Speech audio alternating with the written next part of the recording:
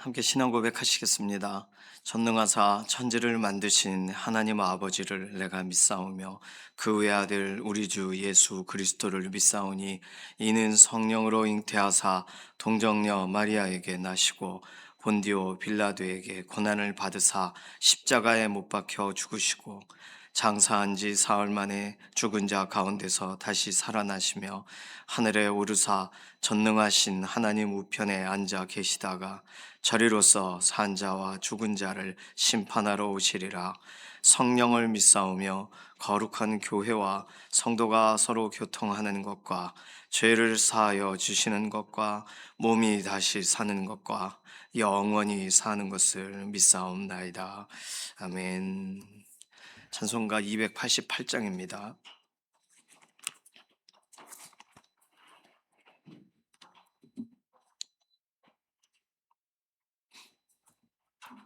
찬송가 288장입니다. 예수를 나의 구주 삼고 성령과 피로써 거듭나니 이 세상에서 내 영혼이 하늘의 영광 누리도다. 이것이 나의 간증이요 이것이 나의 찬송일세. 나 사는 동안 끊임없이 구주를 찬송하리로다.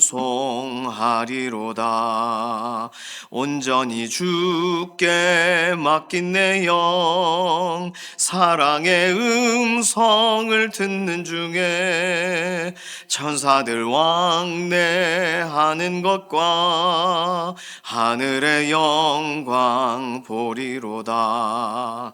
이것이 나의 간증이요 이것이 나의 찬송일세. 나 사는 동안 끊임없이 구주를 찬송하리로다.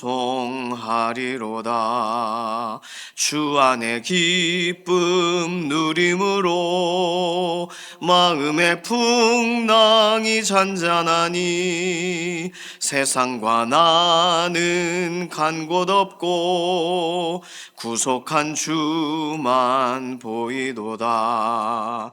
이것이 나의 간증이요 이것이 나의 찬송일세. 나 사는 동안 끊임없이 구주를 찬송하리로다. 아멘. 나라와 민족 위해서 기도합니다. 오늘 화요일 특별히 나라와 민족을 하나님 손에 의탁하면서 대통령과 위정자들 또 사회 각계각층의 인사들이 하나님이 지금 기회 주시고 세워주신 그 역할을 잘 감당하도록, 그리고 하나님을 경외함을 갖도록, 예수님을 알지 못하는 사람들은 여러 가지의 일과 가운데 의지하고 믿어야 될 분이 계시다는 사실을 인지하도록, 예수님을 믿는 사람들은 자신들의 사상이나 어떤 여러 가지 정치적인 색깔을 넘어서 예수 그리스도 앞에 순종하는 과정으로 이 모든 나라, 국정과 또 현안들에 대하여 대할 수 있도록 위해서 기도해 주시기 바랍니다. 북녘 땅 오랜 기간 동안 압제되고 어려움을 당하는 지역이에요. 제약교회 성도들 하나님 오늘도 보호해 주셔야 되겠습니다.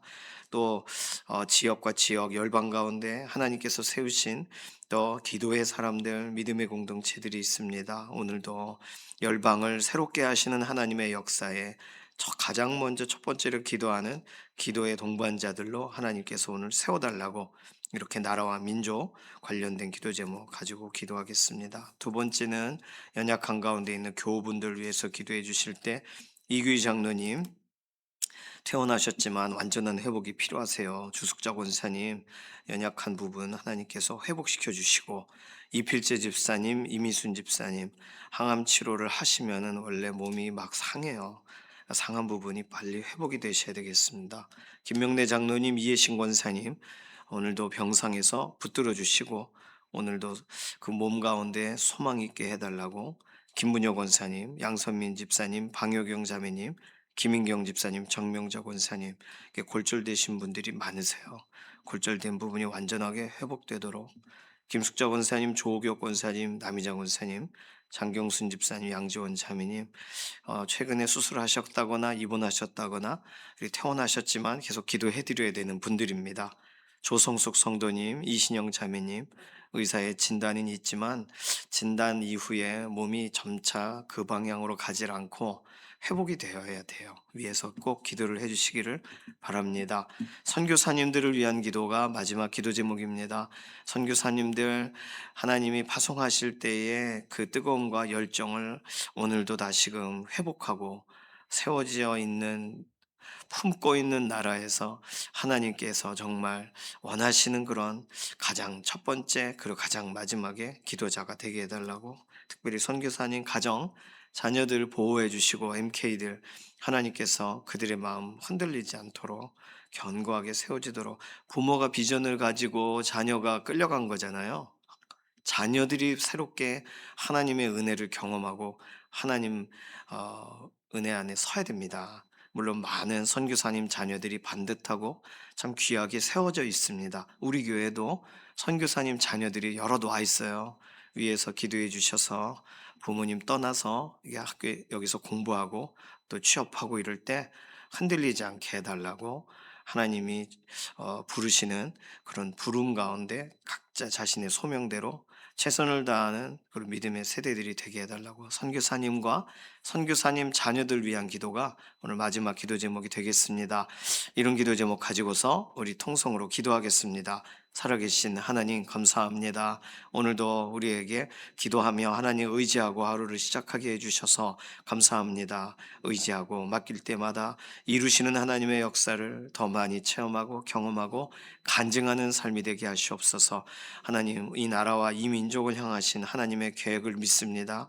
세워지신 대통령, 그리고 또 위정자들, 또 사회 각계각층의 인사들, 하나님께서 이 모든 과정에 개입하시고 오늘도 하나님을 경외하는 마음을, 하나님을 향하는 마음을 부어주셔서 믿음의 사람들은 하나님 의지하고 자신의 역할에 최선을 다하게 하시고, 하나님을 알지 못하는 사람들은 정말 하나님을 바라보고 하나님을 살아 역사하심을 알고 하나님께 맡기는 그런 믿음의 동역자들로 변화되게 하여 주시옵소서. 북녘 땅 오랜 기간 동안 압제되고 어려운 가운데 있습니다. 지하교회 성도들을 보호하시고 북한 동포들을 불쌍히 여겨 주셔서 오늘도 하나님의 보호하신 가운데 가정과 가정이, 자녀와 자녀들이 세워지게 하여 주시옵소서. 열방을 향하여 호령하시는 하나님, 오늘도 열방에 어그러지고 또는 서로 다투고 싸우고 깨어진 부분들을 하나님, 오늘도 하나님 화해시키시고 회복시키시고 오늘 하나님의 역사를 진행하실 줄로 믿습니다. 하나님, 오늘도 우리 연약한 육신을 돌아보시고 강건하게 하시되, 특별히 연약한 가운데 있는 교우분들 하나님께서 오늘도 살피셔서 이규희 장로님 오늘 퇴원하셨으나 완전한 회복으로 붙드시고, 주숙자 권사님 연약한 육신에 생기를 불어넣어 주시고, 이필재 집사님 항암 치료 이후에 상하신 부분이 하나님 그 싸매어지고 회복되어지기를 원하고, 이미순 집사님 항암 치료 이후에 약한 육신을 하나님께서 일으켜 주시기를 원합니다. 김명래 장로님, 이해신 권사님 오늘도 병상에서 붙들어 주시고 그 몸에 힘을 더하여 주시옵소서. 김문혁 권사님, 방효경 자매님, 양선민 집사님, 김인경 집사님, 정명자 권사님 골절이 되신 부분이 온전하게 아물고 회복이 되게 하여 주시옵소서.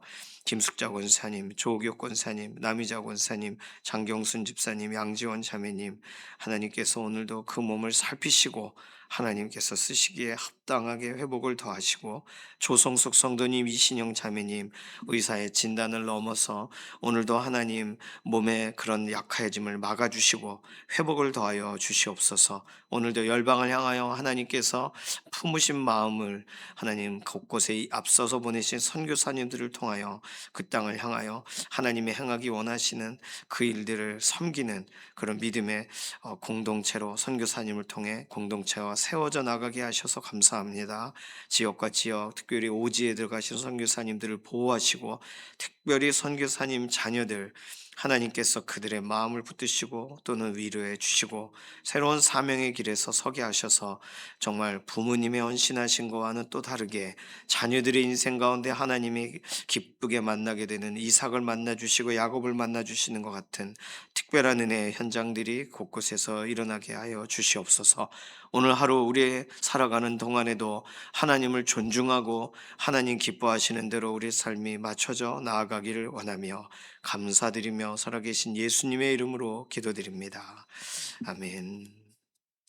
에스겔 20장 45절에서 49절까지 말씀입니다. 에스겔 20장 45절에서 49절, 구약 성경 1180페이지에 있습니다. 45절에서 마지막 절이죠. 함께 읽습니다. 여호와의 말씀이 또 내게 임하여 이르시되 인자야 너는 얼굴을 남으로 향하라. 남으로 향하여 소리내어 남쪽의 숲을 쳐서 예언하라.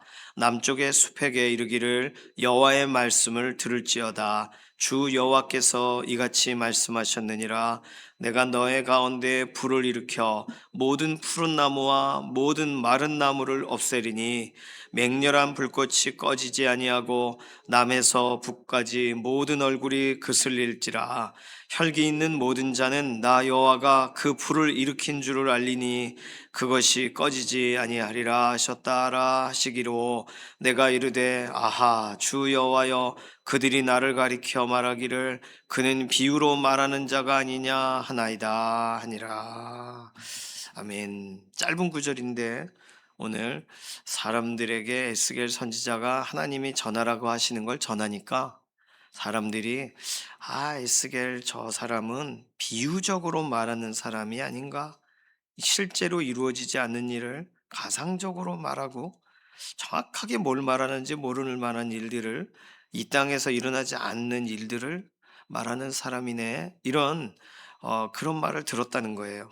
하나님이 행하시는 이야기, 하나님이 예루살렘을 향하여 진행하실 이야기를 이렇게 비유적으로 설명하시니까 하나님 저를 가리켜서 비유로 말하는 자라고 합니다. 이걸 또 전해야 되네요. 이런 선지자의 애환이 들어가 있습니다. 하나님은요, 비유적인 설명을 하세요. 어떻게 보면은 하나님께 있어서는 부드럽게 설명하시는 방식이실 거예요. 부드럽게 설명하시는 방식. 오늘 예루살렘을 향하여 유다 남아 있는 이제 시드기야 왕 아직 망하지 않았죠. 에스겔은 포로되어 가 있지만 바빌론으로 1차, 2차 끌려갔지만 3차 아직도 남아 있습니다. 시드기야 왕과 아직도 그들이 뭔가 나라를 세워나가겠다고 하는데 희한하게도 예루살렘으로부터 떨어져 있는 곳에서는 하나님이 그 예루살렘의 멸망 훨씬 전에 이런 예고들을 하게 하신다는 거예요. 오늘 이 본문에서는 남쪽의 숲이라는 비유적인 표현이 나옵니다. 남쪽의 숲이 누굴까요? 남쪽의 숲에게 이르기를 여호와의 말씀을 들어라. 그 숲이 불이 붙을 거다.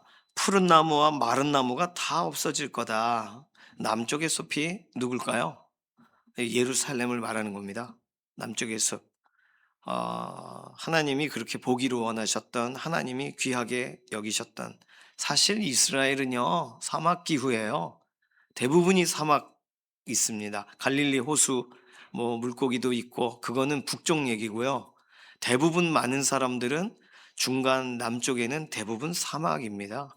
이렇게 평야도 있고 뭐 이스라엘 평야도 있고 그렇지만 무성하게 뭐가 나고 그러질 못해요. 그러니까 남쪽의 숲이라는 말은 하나님이 얼마나 애를 쓰시고 하나님께서 얼마나 간척을 하시고 개척을 하시고 그냥 이 광야 같고 아무것도 아닌 곳을 이렇게 바꾸셨었는지를 말하는 비유예요. 그러니 남쪽은 사실 이스라엘의 남쪽은 네게부 사막입니다. 숲이 없어요. 숲은 북쪽에 있어요. 숲이라고 말할 수 있을까? 이스라엘 그 차를 타고서 남쪽에서 북쪽으로 올라가면 올라갈수록 놀랄 만한 광경을 보게 됩니다. 그냥 사막이 계속 나오다가 푸른 색깔이 보이다가 점점 나무들이 있는 것이 갈릴리에나 가야 보여요. 그러니까 남쪽엔 숲이 없어요. 이거는 하나님의 아주 특별한 예루살렘을 향한 애칭입니다. 그러니까 하나님이 무성하게 하셨던 예루살렘 남유다에 대한 사랑을 설명하는 거죠. 그러니까 여기 모든 푸른 나무와 나무가 거의 나무 자체가 거의 없는 곳에 푸른 나무가 있고 마른 나무가 있다라고 설명하시는 거 보니까 푸른 나무는 하나님이 시냇가에 심어 옮기신 나무, 그러니까 하나님의 특별한 관심이 가는, 뭐 굳이 설명하자면 의인이라고 설명할 수도 있겠고, 또 마른 나무라고 하면 반대니까 하나님께서 심으셔도 말라버리는 나무, 그가 막 자긍하고 죄를 향하고 악인이 되겠죠. 꼭 뭐 이렇게 비유적으로 연결할 필요는 없지만 학자들도 이걸 또 이렇게 보기도 하고 또 다르게 보기도 합니다. 어쨌든 숲이 없는 곳에 숲이라고 말하시고 나무들이 거의 없는 곳에 푸른 나무와 마른 나무라고 말씀하시는 하나님, 얼마나 사랑을 쏟으신 거예요. 사실상 이스라엘의 그런 사막 같은 곳이 지금 가면, 지금은 저 사막 정도는 아닌데 이게 사막 같은데 큰 나무들이 세워져 있어요. 그것도 드문드문. 이게 뭔가 하면 밑에다가 파이프를 다 연결했잖아요. 물길을 저기로부터 빼가지고, 뭐 갈릴리 호수로부터도. 그래서 관계 수로를 해놨기 때문에 그 나무가 자라는 거예요. 그냥 그 땅 자체는 물을 그냥 빨아들이는 땅이라 뭘 심어서 나지가 않는데, 그런 나무들을 세우고 그걸 통해서 뭐라 그럴까, 대추야자라거나 또는 과일 이런 것들을 하게 해서 작물을, 농작물, 포도, 그런 포도 원산지 같은 곳은 그런 관계수로를 잘해서 포도밭을 만들고, 그러니까 이스라엘 포도나 이런 게 맛있는 거잖아요. 그러니 손이 많이 가고 이 현대화되면서 이스라엘이 그렇게 된 거지, 옛날에는 그런 게 없었습니다. 그러니 남쪽의 숲에게 이르기를 뭐라고 설명해야 될까요? 그 내가 사랑하는 자에게 이르기를, 이런 표현이 아니겠습니까? 내가 사랑을 쏟고 내가 관심을 갖고 너는 영원하리라, 너의 왕위는 끊어지지 않으리라 했던 그들에게 이르기를, 남쪽의 숲, 하나님이 우리를 향하셔도, 믿음의 사람들을 향하셔도, 하나님이 죄악 가운데 살아가던 그 인생을 끌어내셔서 예수 그리스도 안에서 세우신 사람들을 향해 하나님이 새로운 별명을 붙이신다면 남쪽의 숲에게 좀 말해 줘라. 이게 우리를 향한 이야기와 똑같습니다. 그러니 한때는 숲을 조성하신 하나님이 그 숲에 불을 일으키신다는 거 아니에요. 이것이 에스겔에서 설명하는 심판의 이야기입니다. 자, 그러면 하나님은요, 이게 나무가 그래도 한두 개 있는데 좀 더 한두 개 더 심어서 숲이 된 거 아닐까?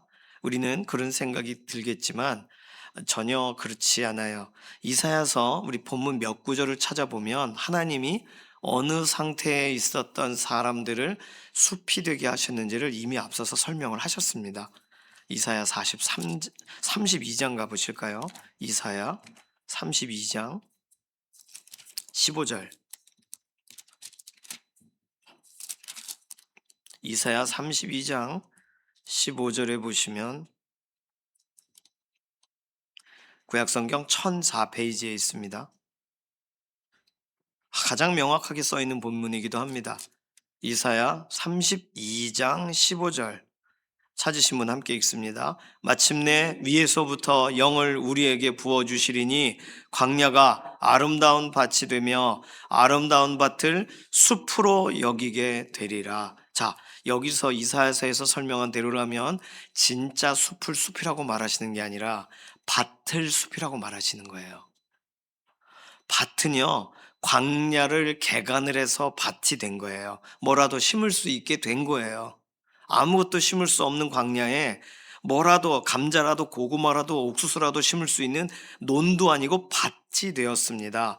그런데 그 밭을, 사막 가운데 밭이 되었으니 얼마나 아름답고 얼마나 이게 정말 사랑이 갈 수밖에 없습니까? 그 밭을 숲으로 여기게 되리라 해요.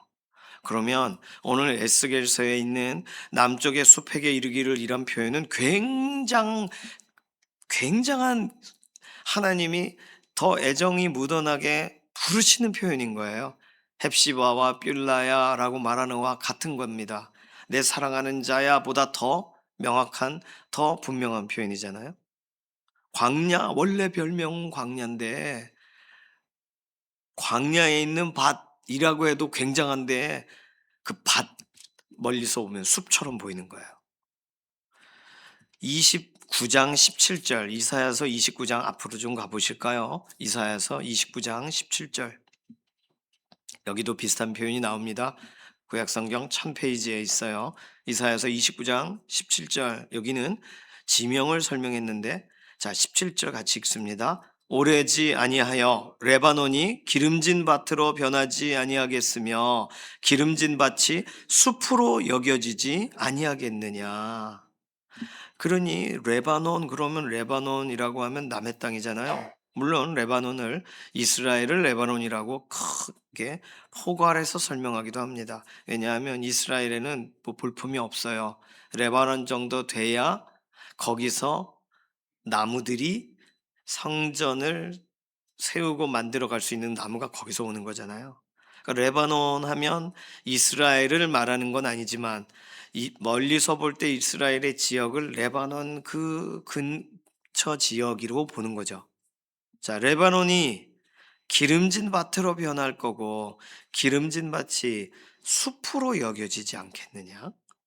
하나님이 그 백성들을 향하여 사람들이 보기에, 사람들이 부를 때 저 레바논 저 황야 같은 곳 저기가 기름진 밭으로 바뀌었대요. 그러다가 기름진 밭이 야 숲과 같이 무성하더라고, 이렇게 여겨지지 않겠냐는 거예요. 사람들이 하는 말들, 하나님이 하나님의 백성을 어떻게 오늘도 돌아보고 계시는지 사람들이 말하게 될 이야기. 자, 광야가 그냥 지명으로 불렸던 것이 밭이 되고 밭을 숲이 되게 하리라, 숲이라고 부르게 하리라, 이런 거죠. 이사야서 10장으로 가보실까요? 앞으로 조금만 더 가보세요. 이사야 10장 34절.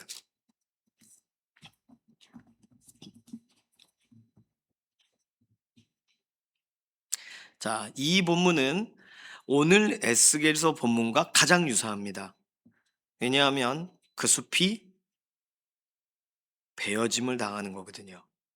이사야서 10장 34절, 구약성경 981페이지 찾으신 분 33절 34절 같이 읽겠습니다. 보라, 주 만군의 여호와께서 혁혁한 위력으로 그 가지를 꺾으시리니 그 장대한 자가 찍힐 것이요 그 높은 자가 낮아질 것이며 쇠로 그 빽빽한 숲을 베시리니 레바논이 권능 있는 자에게 배임을 당하리라.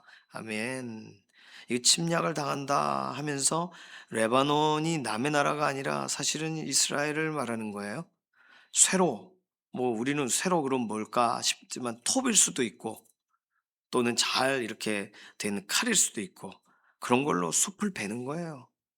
하나님이 무성하게 하신 숲이라 여기시는 곳을 베세요. 그러니 하나님이 공격하시고 하나님이 하나님의 백성에 대해 교훈하시는 과정으로 나옵니다. 자, 오늘 본문 에스겔 본문으로 다시 가보세요. 하나님은요, 남쪽의 숲을 쳐서 예언하라. 남쪽을 향해서 지금 북쪽에 살고 있는, 북서쪽에 살고 있는 에스겔에게 남쪽을 향하여 예언하라 하셨으니까 에스겔에게 있어서 남쪽은 이스라엘을 말하는 거예요. 그리고 그것도 남쪽의 숲에게. 오늘 우리는 새로운 별명을 찾았습니다. 하나님은 우리를요, 그냥 말라 비틀어져 가는 나무가 아니라 시냇가에 심긴 나무처럼 무성하게 하세요. 그냥 나무 하나만 심으셨는데 우리 각 사람들을 그렇게 예수 그리스도 안에서 한 사람 한 사람을 살려내셔서 함께 모여 있으면 밭 같고 또 멀리서 보면 숲같이 보이게 하세요. 그러니 하나님은 얼마나 기쁘세요. 그 메마른 광야 같은 곳에 숲이 세워진 것 보실 때마다. 그런데 하나님의 말씀을 따르지 않을 때 그 숲에게 예언해 줘라. 그 푸른 나무든 마른 나무든 맹렬한 불꽃으로 태워주겠다. 48절 혈기 있는 모든 자는 나 여호와가 그 불을 일으킨 줄을 알리니 그것이 꺼지지 아니하리라 하셨다 하라. 47절 끝에는요, 남에서 북까지 모든 얼굴이 그슬릴지라. 이렇게 정확하게 설명을 하고 계십니다. 하나님은요, 비유로 끝내지를 않으세요. 비유적으로 설명해서 데미지를 줄여주시겠지만, 상처, 어떻게 저런 말을 우리에게 하실 수 있어? 우리 하나님이 그 백성이란 자에게 이렇게 무시무시한 말을 하실 수 있어? 그러니까 이렇게 말을 하시는 거예요. 비유적으로. 하나님 말씀은 분명하십니다. 그런데 사람들은 비유라고 생각해요. 이게 뭔 소리요? 이렇게 하고 넘어가는 거예요. 딱 보면 뭔가 하나님이 하신다는 얘기고 심판하신다는 얘기고 하나님이 행하신다는 얘기고 분노를 쏟으신다는 얘기인데 모르겠다 그러고 넘어가는 거예요. 한두 번 말씀하셨어야죠 뭐 하나님이. 우리가 지금 선지서를 쭉 읽고 유대인들도 다른 게 이렇게 흩어놓지 않고 선지서를 모아놨잖아요. 게다가 대선지서라고 얘기하는 장수가 많은 걸 앞에 두고 또 시간 순으로 뒤에 있는 각각의 선지자가 쓴 소선지서 뒤로 몰아놨어요. 다 순서의 이유가 있어요. 읽으면서 우리는 하나님이 얼마나 자주, 얼마나 구체적으로 하나님의 백성을 향하여 경고하셨었는가 우리는 보게 됩니다. 오늘 하나님은요, 이 무성하게 만드신 숲을, 광야를 뭐라도 심을 수 있는 밭을 숲으로 여기게 되리라. 하나님이 얼마나 신나시는, 하나님이 얼마나 막 뜨거우신 마음으로 행하신 일이에요. 그런데 그 숲을 태우셔야 된다니 얼마나 마음이 아픈 일입니까? 오늘 우리는 결정해야 돼요. 하나님의 숲으로 살 것인가? 아니면 광야로 그냥 살 것인가? 예수 그리스도 없는 인생은 광야의 인생입니다. 황무지예요. 그러나 예수 그리스도 안에 선 사람들은 황무지라는 이름을 더 이상 갖질 않습니다. 헵시바요, 빌라라. 하나님이 새로운 이름을 주세요. 하나님이 선택한 사람, 하나님이 부르시는 사람들에게 오늘 새로운 별명, 숲이라는 별명, 최고의 별명, 이스라엘에선 들어보기 어려운 별명을 하나님이 쓰신단 말입니다. 오늘 우리 주 예수 그리스도 안에서 숲처럼 무성하게 살아가시고, 숲은 나무가 많은 그곳엔 들짐승도 있고 산새들도 있고 새로운 생태계가 생기는 거 아니겠습니까? 오늘 우리가 세워져 있는 곳에 예수 그리스도 그 십자가를 붙들고 나아가는 사람 곁에 또 다른 믿음의 사람들이 세워지고 회복이 되어지고 일어나게 되는 역사를 보게 되기를 소망합니다. 그러나 예수 그리스도와 구별되게 떨어져 있는, 예수님을 머리로만 믿고 예수님이 한때 나에게 도움을 주신 분이시지 라고 하고 살아가는 사람은 점점 그 삶이 황무지 같이 되어가는 거 아니겠어요? 그러면 하나님이 숲에게 말해줘라 이런 말을 하실 필요가 없는 상황이 되는 거 아닙니까? 스스로 밭이 됐다가 광야가 됐다가 황무지가 되는 삶을 스스로 살아가는 거예요. 예수님을 믿고 있지만 예수님의 의를 힘입지 않고 살아가면 그 삶에 무슨 만족이 있고 무슨 기쁨이 있겠어요? 시냇가에 심겨져 있지 않은 것처럼 스스로 말라가는 삶이 되지 않겠습니까? 오늘 우리 믿음의 동역자들을 위해서도 기도해 주실 때 하나님이 그 인생을 오늘 정말 이런 숲과 같이 무성하게 하시고 번성하게 하시고 하나님 은혜로 다스려 주시고 고르게 하시고 하나님의 은혜를 깊이 경험하는 믿음의 동역자들이 되게 해달라고 축복하는 기도 필요합니다. 광야로 살아가는 사람이 있다면 예수 그리스도 앞으로 나와 복음 안에서 그가의 삶이 숲으로 바뀌어지게 해달라고 오늘 우리 그런 기도만 해요. 이 시간 같이 통성으로 잠시 기도합니다. 살아계신 하나님 감사합니다. 오늘 우리 인생 메마른 것 같고 우리 인생 아무것도 희망 없이 살아가는 인생에게 우리 주 예수님을 소개해 주셔서 우리는 하나님 약속이 바로 우리에게 우리를 위한 것이라는 것을 우리가 믿게 되고 경험하게 되었습니다. 살다 보니 밭과 같이 뭐라도 심을 수 있게 되고 이제는 숲과 같이 되었습니다. 감사합니다. 하나님, 우리가 살아가는 어느 곳이든 정말 누구라도 와서 예수 그리스도의 소문을 말씀을 듣게 되고 하나님의 영광에 대해 이야기 들을 수 있는 그런 숲이 되어 살아가게 하시옵소서. 아직 그런 예수 그리스도를 만나지 못하여 황무지같이 광야같이 살아가는 인생에게 오늘 우리를 통하여 하나님 복음이 전달되게 하시고, 우리 주 예수님이 정말 주인 되셔서 그 삶을 다스리셔서 그도 숲과 같은 인생, 하나님이 기뻐하시는 그런 인생들로 바뀌어지게 하여 주시옵소서. 하나님 감사드리며 살아계신 예수님의 이름으로 기도드립니다. 아멘. 찬송가 430장입니다.